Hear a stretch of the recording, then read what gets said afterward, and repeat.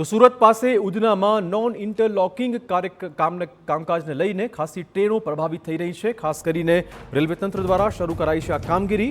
ઉધનામાં non interlocking કામકાજના કારણે આ પ્રભાવિત થયો છે રેલવે વ્યવહાર। દરરોજ સવારે 9:30 થી 5:30 વાગ્યા દરમિયાન ચાલશે આ પ્રકારની કામગીરી।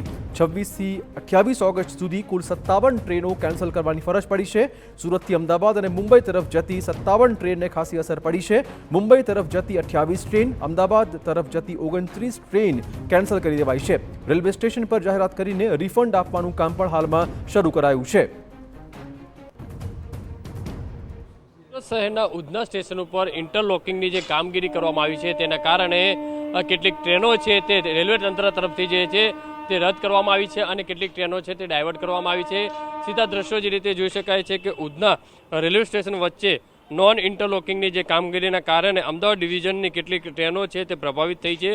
તારીખ 25 થી 28 ઓગસ્ટ સુધી અમદાવાદ ડિવિઝનની કેટલીક જે ટ્રેનોને સીધી અસર થવાના કારણે કેટલીક ટ્રેનો જે છે 36 જેટલી ટ્રેનો છે તે રદ કરવામાં આવી છે। જ્યારે 2 ટ્રેનો આંશિક રદ કરી છે અને જ્યારે ટ્રેનની શેડ્યુલ જે છે તે ફેરફાર પણ કરવાની જે કામગીરી છે તે કરવામાં આવી હતી। ગઈકાલે જે રીતે જાહેરાત કરવામાં આવી હતી તે પ્રમાણે ત્રીજી નવી લાઇન ઉધના યાર્ડમાં જે જોડવામાં આવી રહી છે અને તેના કારણે આ જે ટ્રેનો છે તે રદ કરવામાં આવી છે। એક બાજુ જે સામે રક્ષાબંધનના તહેવારોને લઈને લોકો છે તે જે છે રેલવે સ્ટેશન ઉપર જે કહી શકાય જે ટિકિટો હતી તે બુક કરાવી હતી, પણ રેલવે તંત્ર તરફથી જે રિફંડ આપવા માટેની પણ જે જાહેરાત કરી છે। રેલવે સ્ટેશન ઉપર જાહેરાત કરી રિફંડ આપવા માટેનું જે શરૂ કરવામાં આવ્યું છે।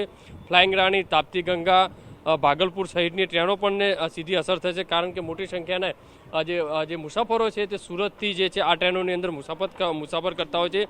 સુરતથી મુંબઈ અને અમદાવાદ તરફ જતી 57 ટ્રેનોને અસર પહોંચી છે। મુંબઈ જતી 28 ટ્રેનો રદ છે, જ્યારે અમદાવાદ જતી 29 ટ્રેનો છે તે રદ કરાઈ છે। અત્યારે જોઈ શકાય છે કે જે ઇન્ટરલોકિંગની જે કામગીરી છે તે તંત્ર તરફથી જે કરવામાં આવી રહી છે, કારણ કે ઝડપી કામગીરી થાય તે માટેના જે પ્રયત્ન છે તે કરવામાં આવી છે। મેગા બ્લોકથી જે 70,000થી વધુ આ જે મુસાફરો છે તેને અસર થતી હોય છે, કારણ કે સુરત શહેર છે તે સૌથી મોટું જે શહેર કહેવાય છે અને અલગ અલગ રાજ્યોની અંદરથી આવતા લોકો છે તે ટ્રેન મારફતે સુરતની અંદર આવતા હોય છે અને જતા હોય છે, તેના કારણે તેની સીધી અસર છે તે જોવા મળતી હોય છે।